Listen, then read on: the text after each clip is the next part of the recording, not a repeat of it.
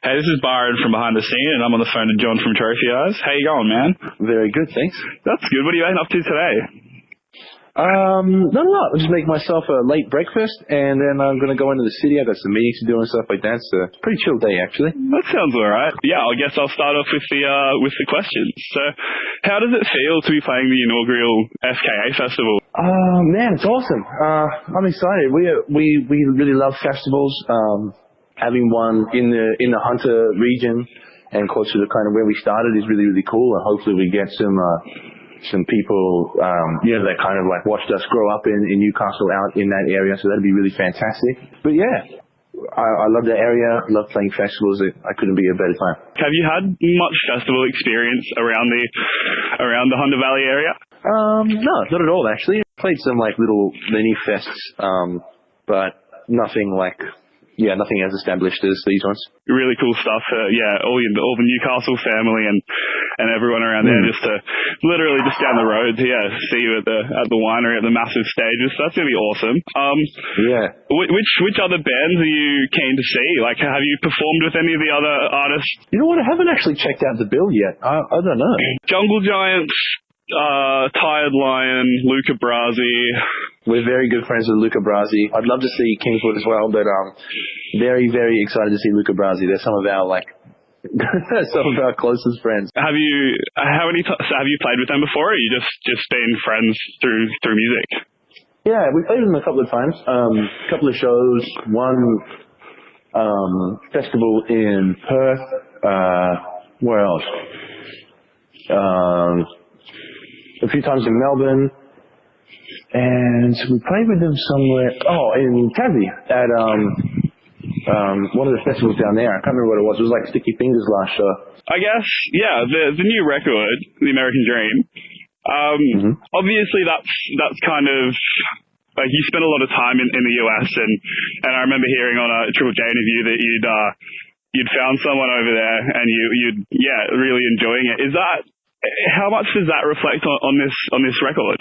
Hugely, man. Absolutely. I kind of, the intention to move to the States was to start again, make a new life where nobody really knows who I am, or somewhere that I can just kind of, do some me time, some soul searching, some personal development, some growing, and just have another go, fresh start, and I totally did. That's why it's called The American Dream, the record, I guess, because that to me is what The American Dream is to me. I guess is start again and be prosperous if you work hard enough, and that's kind of like what America entails. This idea you can move there, and as long as you work, you can be a billionaire kind of thing, or you can have your dreams. So. That was, that's kind of like the point behind the title. And, I lived there for a couple of years. I met my now girlfriend, Bianca, and we spent a lot of time together. I think it's kind of reflective in the record. There's a lot of music, there's a lot of lyrics that are kind of tied to that exact moment, and wanting to come home and having to be away, and kind of learning to let people love you, and all those kinds of concepts that you would get with meeting somebody new and falling in love. So yeah, that's definitely where that came from. Yeah, because I mean, I've noticed a bit of self-loathing type of lyricism, and then the almost blatant struggle and pain. I mean, it's very poetically done. Like, I guess my headspace when writing it was kind of everything I just touched on before, like starting again from scratch with nothing, not knowing anybody, and just having to learn to let people like me even though I don't like myself, and letting myself deserve it. And so that's where a lot of the lyrical base came from. My headspace is also kind of a bit more positive, because even though I'd come from somewhere not so great, then I met someone, and I was met with open arms, hospitality, and people's family and friends, and I made some very, very good friends there, lifelong friends that quickly turned into family. And so you get a lot of morbid negativity in this next record, but then also there's kind of like a positive light over all of it because it was written from an honest and new and happy space. So that's definitely, I guess, my headspace in that. But the next record, it's versatile. There's no two songs sound the same at all. A lot of them don't even sound like they come from the same record. So, but I think that's in the true like Trophy Eye style, is that we write whatever we like, and once they all come out, the thing that bonds them together or that brings them together for a piece of work, like or for a record, is that we wrote them. And at the end of the day, they do sound like us to the core of the song, but each one is like a brand new, fun and innovative, new, fresh song. So yeah, okay. It's quite versatile, and I think everyone's going to. I think everyone's going to be shocked. I don't think anyone would think we were capable of writing what we just did. So I'm pretty excited. That's a really ambitious goal, and I mean, the first three singles have been, completely different. Like with Hurt being more of I guess like a 2000s kind of late 90s kind of rocky ballad, and then you go to you're back to your hardcore roots with Count on Me, and like I still can't get over just the main chorus, like, and then the gang vocals, like it was just so chilling and haunting, and like I can't wait to see that at a live show. I mean, it's songwriting. It's so good, dude. Like, do you plan to drop another single before the album, or have we got as much as we can taste for now? Yeah. So I think we'll be dropping another one quite soon, and nice. It's different again. Yeah, it's a different song again. It's fun. It's fast. It's emotional. It's upbeat, and it's kind of a bit of a roller coaster track. It's up and down, slow and fast, and heavy and soft, and I think everyone's going to really enjoy it. But it's also quite easy to listen to. It's quite linear structure and easy to kind of digest. So how long does it take you and the band to typically structure and write a song, let alone a 13-track record? Like I'd say there'd be a fair few songs that didn't make it on. So how do you go through and say like, all right, well this is good, this isn't quite good enough, like we'll work on that? How do you go through the structure and I guess the methodology of saying, all right, this is what we want and this isn't what we want? Is it a lot of trial and error, or do you kind of set out with, all right, I need to write this down and I need to get this off my chest. So what's your workflow, I guess? It's a bit of both, I guess. There's I think the songs they get onto the record naturally. You kind of like, we bring all of our songs, and this is kind of how we've done it each time, because we have the one guy, Shane Edwards from Calm Studios in Thailand, who does all of our records, all of our music, and we kind of go in with Shane and we present all of the songs we have to him, and especially this time around, I kind of wrote a large body of the album in Texas and kind of traveling around and on tour and stuff like that. So I kind of had it's kind of come straight from inside my brain onto the thing, send it to the guys, they have their way with it, and they add and they subtract and they do their shit, and that's kind of how it ends up being like a Trophy Eye song. And then we get all of those songs, we bring them to Shane, and we kind of just work through them, and the ones that just don't feel right, we kind of just forget about them. We don't ever really like say this one's shit, this one's good. We kind of just go like, well, let's do them all, and then the ones that aren't the best, they just stay there, and we don't really ever visit them again. And it's weird because we don't ever say this one's bad, but we all just kind of feel like, nah, we're on this track right now. And we do a track a day because it keeps that vibe going, and you want to just get in there and like get this song done and hear it properly, and because it lives in your imagination for like months and months and months, and then when you get it and you can hear it back, it's the most surreal feeling. So everyone's in this vibe of this song, and each song's different, so each song has different vibe, and you got to kind of pick what you want for the day. But but on the other hand, like, we kind of got all those songs built up, and sitting in there, we were listening through, and we were like, you know what, it's missing a sound. It's missing that. To make this album a full circle, it needs a sound that I can't hear on the record at all. And we went out and we wrote it in like 2 hours because we knew exactly what the record was missing. And that song's called Lavender Bay, and it just needed this upbeat, like poppy, happy-go-lucky feeling to just kind of like bring it around, so it wasn't so fucking deathly morbid. So and that song came out in like a couple of hours. So it's kind of like, you do have like an idea of what the record's going to be, but then it's also a lot of just kind of like feeling it out and going with what feels the best. It sounds a bit like a jigsaw puzzle. Like you know what it should be, and you know how to get there, but it's just trying to figure out the best way of I guess assembling it, more or less. Would that be kind of right, or? I think so. Yeah, absolutely.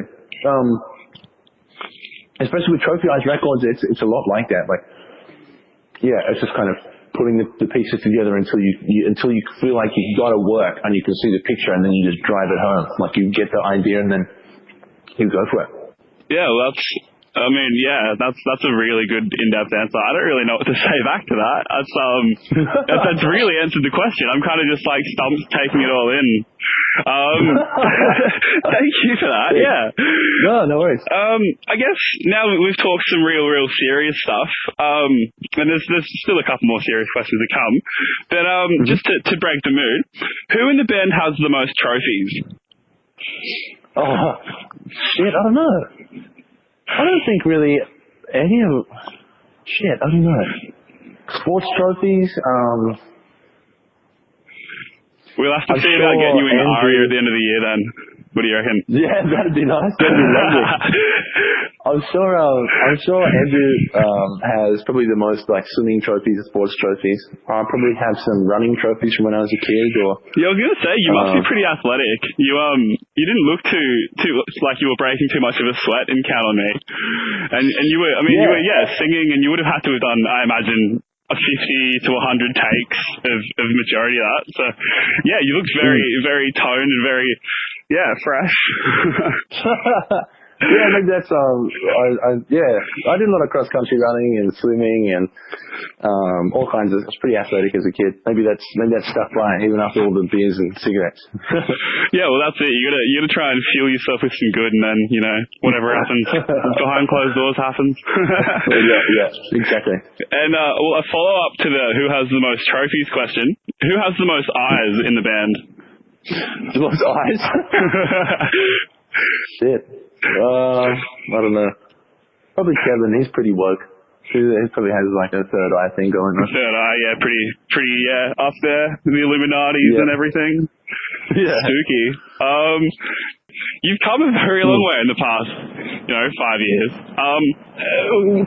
Can you attribute that to like any few things, or is it just been all grinding and putting yourself out? Because you played shit ton of shows, like you were playing like almost more than once a week for the first like few years of Newcastle and Sydney. So for new bands who I guess want to try and get a name for themselves, what would you recommend? Obviously being like a good musician, writing good music and being a good person helps, but what other kind of things could you recommend? There's so many factors, man. And I'm not even exactly sure what gave us like what little success we've had. Like, it's hard to put your finger on. I know we wanted it bad enough to play every show given to us, even if it was like, you're going to play out here at a steampunk carnival. And there's no money, but you might get a free meal and some beers. And it's like, where is it? Well, you've got to drive from Newcastle to Bendigo.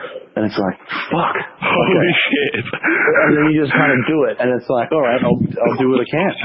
I mean, the idea is that you've got to work for it. You've got to get to the place and you've got to play, because there's a chance that one person there is going to listen to you and go home and play you a few times, and then the next time he's going to come out and be like, hey, you know what, I saw this band, and then they'll come out and they'll come out and watch you play and bring their friends and whatever. So I guess the idea is like play every show you can, and because you want to be in front of people, as many people as you can at any given time. You want to be in their ears. You want to you want to be heard and seen and talked about, you know, and not like personally, but I mean as a business model, that's exactly what you want. If you want to get your band out there, like that's the whole point. So yeah, we kind of just played every show we got given, and made the band number one priority. I don't think any of us ever said no to a show for the first 3 years of the band, of playing music. It was like, hey, we've got to do this. And it's like, oh, it's my brother's wedding. It's like, well, you know, we can't play without you. And it's like, oh, fuck, okay. So you just do that. You just go. And like, you know, I've lost girlfriends and jobs and actual friends and all kinds of things just from being like, okay, like, just in the count off the top of my head, I had a job, and they're like, we're going to go to Canberra. Need you to come with us. It's like going to be like a training session, all paid, to stay in a hotel, and everything's really nice. And I was like, oh, but I have to finish writing an EP. And they were like, what the fuck is an EP, you know? And I was like, well, I got to write it. And they were like, well, you're fired. I was like, okay. That's it. You just got to, it's got to be your utmost priority. And you've just got to say yes to everything. And I guess also try and stay in a space where you keep enjoying what it is that you're doing. You know, you can't be disenchanted and get up in front of someone and play and make them like you, because it doesn't work like that. People see that you don't want to be there when they look at you. And I've seen so many bands like that. They get up on stage and they go like, ugh, you know, I better just fucking play and get out of here so I can go home and do my shit. It's like, the crowd feels it, people see it, and like, you've got to love it. You've got to love what you do, and you've got to just make it number one priority. I guess that's what I would tell anybody.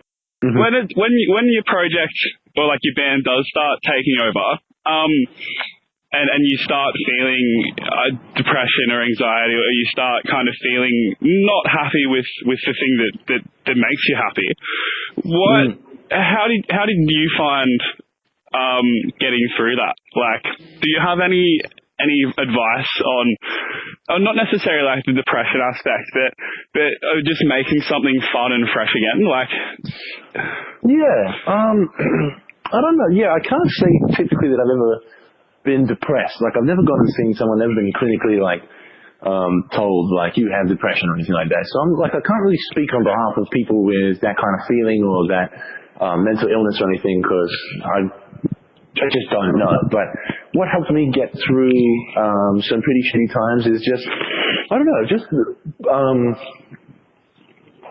sometimes, like, I remember one really shitty tour we did with Anti-Flag. We were in the middle of Europe, and it was fucking the middle of winter, and you know, the band's crew were giant assholes, and we only were like one friend with one of the guys, and our TM was a giant dick, and like, fuck, man, we had no money, we weren't selling merch, nobody in Europe liked us, and it was just all around like, oh my god, I'm gonna die here, you know what I mean? And I remember waking up one morning on the couch of someone's like apartment in Poland somewhere, and there was Kevin wrapped up in a blanket looking out the window in Poland, and we had like a smog warning, a pollution warning. It was like, don't go outside because you'll die. It's too polluted in the city. You won't die, but you know, it'll make you sick. So it'll make you like, sick, yeah. Fuck. Yeah. We're like, what asshole point of the world are we in right now? Like, this sucks. And like, Bob was not an asshole, but it's like, at the time I was like, fuck, I want to go home. And I was looking at Kevin, who was wrapped up in a blanket, looking out the window, who didn't know that I was awake yet, and he just said to himself, "I want to go home." It was the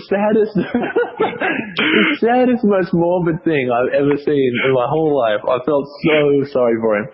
But at that point, all we could do is like laugh. You know, it was like, it was hilarious. It was like, it was the pits. It was rock bottom there, and like, you know, it was hilarious for some reason. And I think, I don't know what I'm trying to say, but if you can stop and look and not just get caught up, because so many bands, people get competitive and people go like, oh, we need to do this tour, and we need to get up here, and we need to be better than this band. And man, forget that shit. Just play the music that you like and kind of like take a step back and enjoy where you are and look at where you are, because you can get caught up being like, oh, you know what, I'm going to miss out on this show, or we're not making this much money on merch, and blah, blah, blah, blah. Like, it's really strange. Like you try and separate your love of music from kind of the business side of what music is, because unfortunately, when you're in a band, you're forced to do both. And if you can take a step back from that and just kind of like look at where you are and what you're doing and kind of treat your life as the holiday that it really is, then you kind of fall in love with it all over again. Like, man, I've been rubbed at knife point. I've been beaten up by gangs. I've been nearly rolled in Bratislava by some like drug dealer and his prostitute. Like, I've been beaten up by gypsies in Manchester. Like, we started a fight with them, and there was like 3 of us, and all of a sudden there was 10 of them. And then like I burst into Jessie J's concert once and got thrashed by security. Like, we've had like an incredible little life, like a really I've not heard of any of these stories. Like, that's insane. That's some crazy shit. It's been funny. It's been hilarious, and like those things can weigh you down. But when you kind of look back at them, you think like, wow, well, that was a fast 4 years, and like it's been pretty quick. The Melbourne and the Sydney shows that are coming up. Are they both sold out now? Melbourne, Brisbane, and Sydney. So there's 2 different ones. We have the little Workers Club one that's kind of like it's like Frankie's. It's just all of our old songs in like an hour set list. And we're just going to play all of our old songs for everybody that kind of like missed out on the Sydney one. And just treat everybody to our old music, people that miss it so much. Because there has been like people being like, oh, why are you going to play this new shit? And it's only fair to be like, all right, you know, you helped us get where we are, and you enjoyed our music so early, so we're going to play you. It's in respect of the people that liked us from day one. So that's going to happen down in Melbourne, and that's already sold out. But then the American Dream tour is much bigger venues, Sydney, Melbourne, Brisbane, and they're selling out really fast. That's cool. It's great. It's great news, but. I mean, get your tickets, because people, man, there was like 2,000 people going to the Frankie show, and they let 400 in. Yeah, that would have been off town. I saw that. I saw people were planning on getting there at 4 o'clock for I think a 7 or 6 p.m. start. So people wanting to pile in, you know, as soon as you could, pretty much. People hiding in the toilets and stuff. So, it's a good vibe, isn't it? It's just all these people are coming out specifically for you boys, and I mean, it'd be incredible, I imagine. Yeah, well, man, we're super, super lucky. I couldn't imagine, like, we definitely feel the love here in Australia. It's incredible, and especially in Sydney for me, that's kind of like my hometown, and getting to stand out there and play, it's totally unimaginable. It's like a dream come true. No, that's insane. Do you have plans for the American Dream Part 2, the Australian Dream, where it revolves around Centrelink and goonbags and bogans? Or that's a great question, man.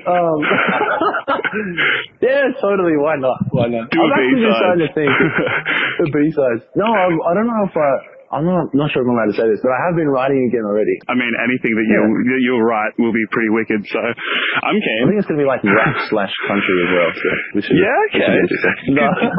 Do you rap much, or? That would be a very interesting concept. Yeah. No, that's really cool. I mean, thank you so much for talking to me today, and just being an all-around cool dude. Thanks, man. Thank you. I enjoyed the interview very much. Thank you. Try and seek some sunlight in Melbourne. I'll do my best. All right, man. Take it easy. Thank you so much. No worries, dude. Bye-bye. Bye.